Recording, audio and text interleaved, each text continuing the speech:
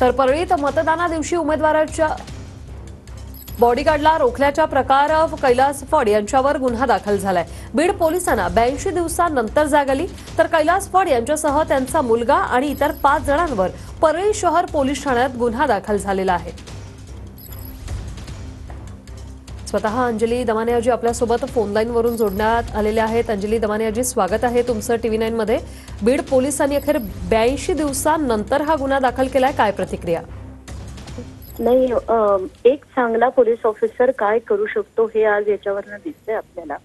आणि एक तर मला असं आता माझी पुढची डिमांड अशी आहे की जितके व्हिडिओज इलेक्शन कमिशनकडे आता आहेत, कारण असे असंख्य व्हिडिओज आहेत, त्या सगळ्यांवर गुन्हे झाले पाहिजेत।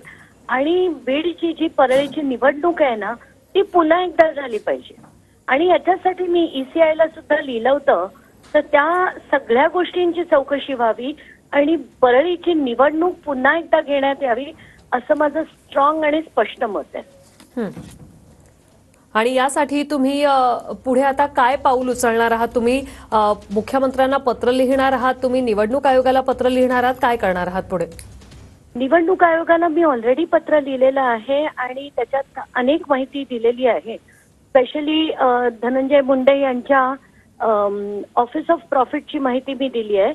त्या व्यतिरिक्त मला असं वाटतं की जेवढे ECI मध्ये व्हिडिओ झालेले आहेत तक्रारीचे, त्या सगळ्याची दखल घेतली जावी आणि त्या प्रत्येक गोष्टीवर आता अशी केस दाखल व्हायला हवी आणि रिइलेक्शन करून घ्यावं परळीत, अशी मी मागणी करणार आहे। नक्कीच, धन्यवाद अंजली दमानियाजी, तुम्ही TV9शी बोललात त्यासाठी।